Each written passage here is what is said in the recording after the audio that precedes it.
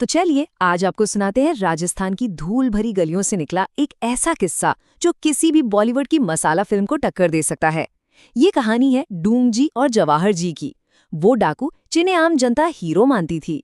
तो तैयार हो जाइए इस जबरदस्त कहानी के लिए। अब सवाल ये है कि आखिर ये थे कौन? अरे इन्हें समझिए राजस्थान के अपने देसी रॉबिन हुड। काम था अमीरों की तिजोरियों को खाली करना और फिर उसी दौलत से गरीबों के घर का चूल्हा जलाना। तभी तो सरकार की नजर में ये मुजरिम थे, लेकिन जनता के दिलों में किसी भगवान से कम नहीं। तो किस्सा शुरू होता है एक चिट्ठी से, जो रामगढ़ के एक बहुत अमीर सेठ को भेजी गई थी। पर यह कोई मामूली चिट्ठी नहीं थी साहब, ये तो एक खुला चैलेंज था, एक तरह से ऐलान जंग। जरा सोचिए, इतनी हिम्मत! डाकू बाकायदा अपॉइंटमेंट दे के डाका डालने आ रहा था। ये था डूंगजी का कॉन्फिडेंस। मैसेज एकदम क्लियर था, माल तैयार रखना और होशियारी दिखाने की कोशिश भी मत करना। पर वो सेठ भी कोई कच्ची गोलियां नहीं खेला था। उसने चुपके से अंग्रेज पुलिस को खबर कर दी। जब डूंगजी अपनी टीम के साथ पहुंचे तो वहां उनका स्वागत करने के लिए हथियारबंद पुलिस खड़ी थी।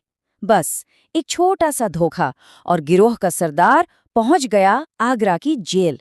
और यहीं से तो पिक्चर शुरू होती है। अब देखिए, एक तरफ सरदार जेल की हवा खा रहा था और दूसरी तरफ उसके साथी, वो लोग पार्टी कर रहे थे। जी हाँ, त्योहार का जश्न मना रहे थे। ऐसा लग रहा था जैसे उन्हें अपने सरदार की कोई फिक्र ही नहीं। पर यह जश्न ज्यादा देर चलने वाला नहीं था। और फिर हुई असली हीरो की एंट्री, डूंगजी की पत्नी की। उन्होंने भरी महफिल में ऐसी बातें सुनाई कि सबका नशा एक सेकंड में उतर गया। उन्होंने सीधे सीधे कहा, अगर तुम लोगों के बस की बात नहीं तो बता दो, मैं अपनी चूड़ियां पहनकर ही उन्हें छुड़ा लाऊंगी। बस ये एक ताना सोए हुए शेरों को जगाने के लिए काफी था।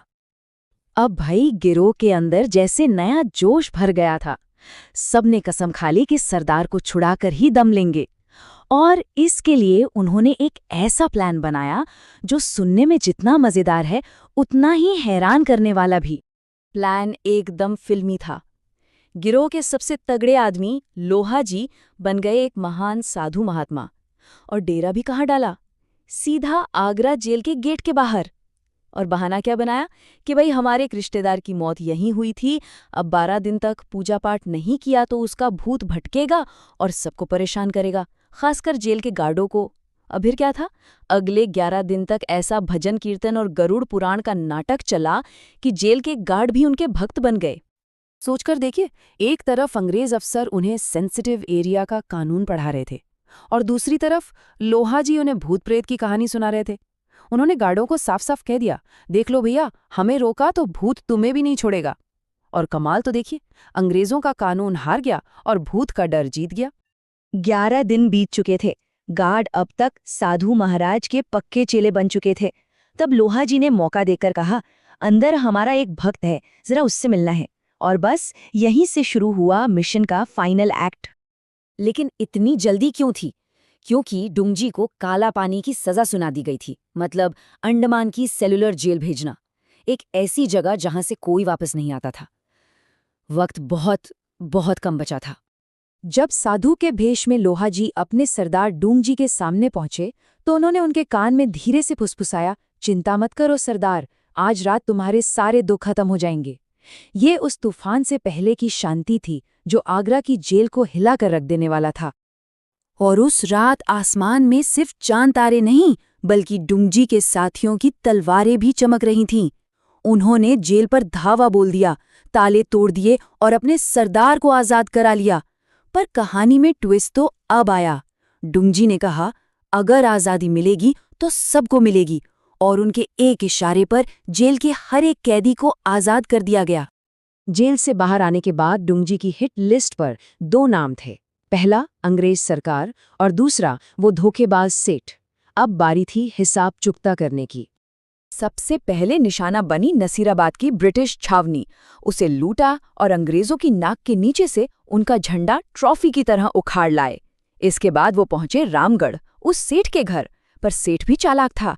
उसने सोचा डाकू औरतों पर हाथ नहीं डालेंगे, तो उसने अपनी सारी दौलत घर की औरतों को गहनों के रूप में पहना दी।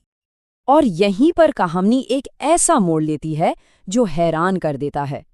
जैसे ही डुंगजी को पता चला कि घर में कुछ औरतें मेहमान हैं जो अपने मायके यानी पीहर आई हुई हैं, उन्होंने तुरंत हुक्म दिया, इनके गहने वापस करो। हम अपनी बहनों और बेटियों के घर डाका नहीं डालते। सोचिए, एक डाकू के ऐसे उसूल, ये बात उन्हें सबसे अलग बनाती थी। तो आखिर में सवाल वहीं आकर खड़ा हो जाता है, डुंगजी और जवाहर जी को क्या कहा जाए, डाकू या नायक? वो कानून के दुश्मन थे पर उसूलों के पक्के थे। वो अमीरों के लिए लुटेरे थे पर गरीबों के लिए मसीहा थे। उनकी कहानी बताती है कि कभी-कभी सही और गलत के बीच की लकीर बहुत धुंधली हो जाती है ना? सोचने वाली बात।